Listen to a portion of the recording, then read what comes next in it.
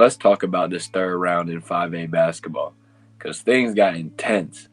And we back. Welcome back to the second season of the Get Buckets podcast, powered by Hardway Basketball. I'm your host, Musa Moretti. It's time to talk third round basketball.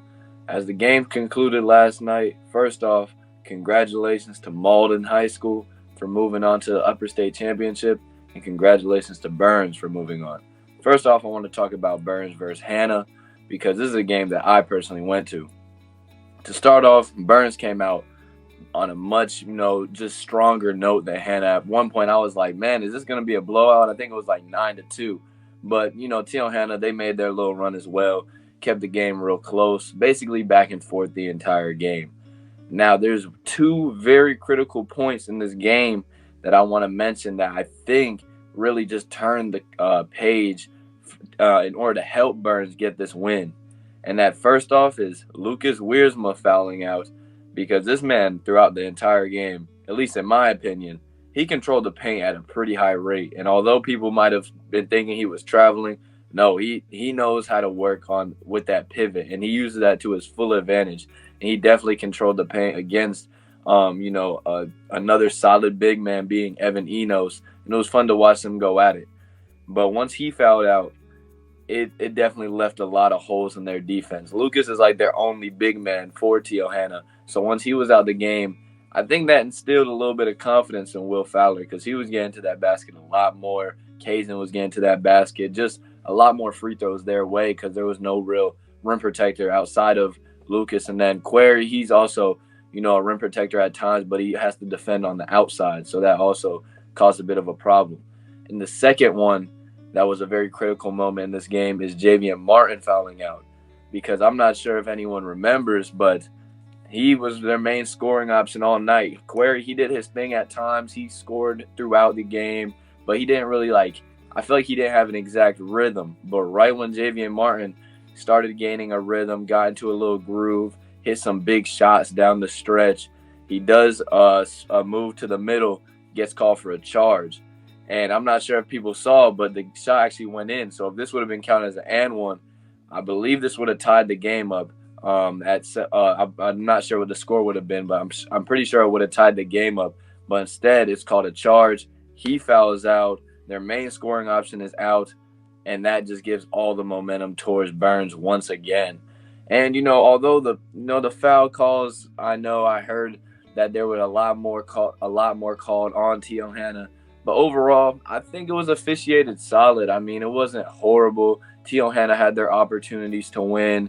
One that I really remember, at least near the end of the game, because they were down by 3 for a while, because Burns actually, they were keeping it competitive. I mean, they got up by like 8 points, but close to the end of the game, they just weren't hitting free throws, turned the ball over a few times.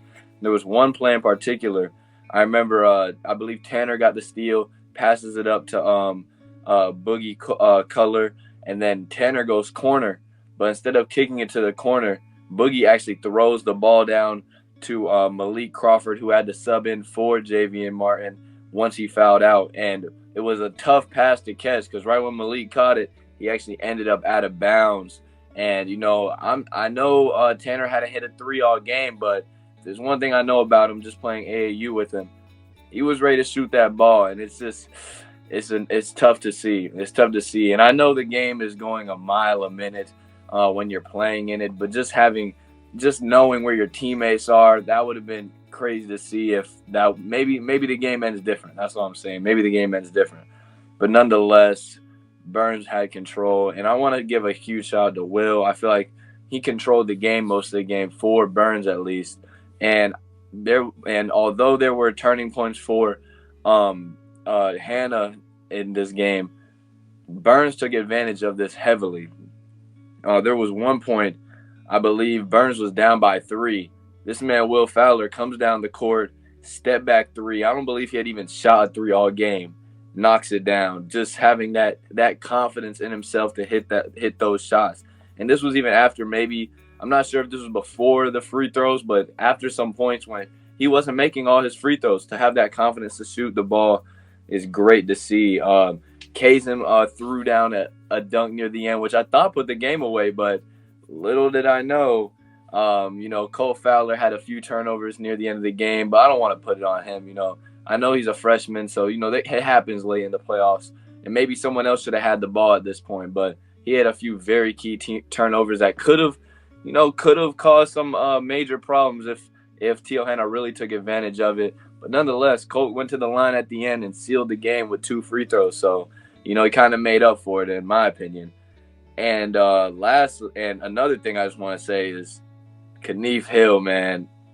Bro, this man was locking in on defense. And I want to give my apologies because I didn't realize how integral of a defender he was for this team. I understood he was a guard for them, leader at least on the court, brought the ball to the court. I didn't realize this man was Pat Bev. I mean, this man was a pest all game. And I think he really caused Zay to be out of his game for most of the time, just causing him to be a lot more hesitant, even when he wasn't guarding him. People like Colt, who maybe Zay would try and take advantage of, he wasn't even attacking just because of what Knief had done earlier in the game.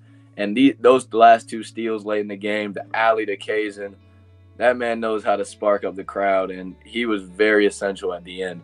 And I just want to give my flowers to him because he played amazing late in the game, very calm throughout.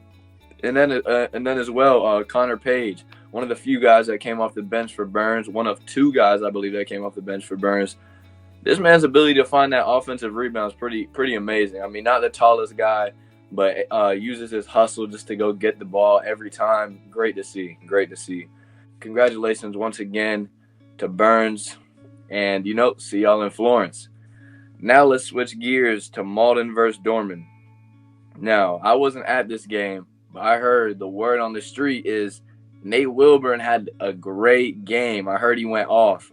And that's just great to see. I mean, I personally, I saw the vision the other night. He was getting to his spots early, even against River Bluff. So I'm not surprised it came to fruition against Dorman tonight. But I heard another solid performance from the man himself, Alvarez Smith, playing really consistent lately, and their leader, Braden Hirschberger. That's great to see. And I also heard that they sat back in a zone against Dorman and dared them to shoot most of the game. And I guess it worked. I mean, Dorman just seemed a lot more off this game than usual. Christian Andrews, who came off of a 35-point night the other day against Blythewood, heard he had a real rough one tonight. And, that happens in basketball. It's very unfortunate that it had to happen in this late into the season in one of the biggest games of the year. But it just seemed like he was a little bit off from what I heard, didn't play his best. And, like I said, that happens. It's just unfortunate that it had to happen at this big of a stage. But, yeah, Dorman had chances to win. I mean, they only lost by 3. What I've heard is that they missed some free throws down the stretch, didn't make the shots that they normally make, just wasn't in tune all the way. But nonetheless, man, I didn't see Malden coming this far. I mean, I knew what they were doing in region was amazing and that they were a really solid team. But even after watching River Bluff, I had my doubts against Dorman. I mean, Dorman's a really solid team. And for them to go, I know it was at Malden, but for them to go in, take care of business, and now are on their way to the Upper State Championship, I mean, at this point, maybe they are built like that. They've been showing it all through our region, all of 2024. They've been playing excellent, and I'm excited to see how they do against Burns. I think it should be a really solid game. I know people just counting them out already, like they're not that team still to this day. But like I said, man, they're a 1 seed for a reason. They're not out here just messing around and just winning by no means. Like they got a team. This team is very deep. I saw the other night. They are annoying. They got so many options. I mean, when they're all hitting on all cylinders, which hopefully they are this far in the season, because 2 games left. If they all play together and, are unselfish, pass the ball around, they're a very difficult team to stop. And I saw that against River Bluff, even against one of the best players, one of the best teams, being River Bluff. And once again tonight, Dorman. And last thing I just want to say is I don't know what Coach McClain told these boys midway through the season, but it's working. It's working. I mean, they've made it further now than even Caleb Bird days. So that's incredible. It surprises me, man. I don't even know what else to say. I don't even know what else to say. This team is I didn't think they would get this far, you know. Like I said, completely flipped the script from last year, being a fifth seed, not even making the playoffs. Upper state now. Now they're in the upper state. Just really excited about this, man. I mean, I can't even say. I mean, they're representing all the way for Greenville County as far as I can see it, and they deserve it, man. They put in the work. They've definitely come a long way since the beginning, but you know, don't want to talk about Malden too much. I know I made that video a few weeks ago, but it's crazy to me. And you know, I want to also congratulate Dorman on a great season. I mean, a lot of people counted them out, especially after last year losing all those seniors, and what CA, Keenan, and all those guys over there were able to do. Kristen Gentry, what those guys were able to create, and just continue the culture of winning basketball even when y'all might be doubted is great to see. They competed against the best teams, being Greer. Although they might have lost sometimes, they competed at the highest level, and that was great to see. And once again, you know, congratulations on T.L. Hanna for a great year. You know, although they didn't win region after starting off, you know, really hot, and they might have had a few slip-ups here and there, still a really solid team, really good team, and I want to give my props to them. They all really played together, and I see why they were a good team. I mean, they have a lot of weapons, and it's sad to say it's come to an end. Also, I forgot, I didn't add my own personal opinion in. If I had to assume who's making it to the state championship in 5A, I would have to go Burnsville. I might have to go Burnsville. I know I keep saying don't doubt Malden. Burns is a tough team, man, and I think they got that that urgency and firepower to get it done this year. But once again, Malden surprised me, man. And lower state, coming out the lower state, between Somerville and Lexington, I believe it's gonna be Lexington. I mean, Somerville's been doing really well, but you know, Lexington beat them earlier in the season, and I think they have that sense of urgency, like trying to, you know, although they lost last year, I think they're trying to get their get back this year by beating Somerville. And then, you know, anything happens in the championship, just taking it one game at a time. But that's my personal opinion. I think it'll be Burns versus Lexington after Friday this week. But only time will tell. With all that being said, see you in Florence. Malden versus Burns this Friday. Stay tuned. Peace.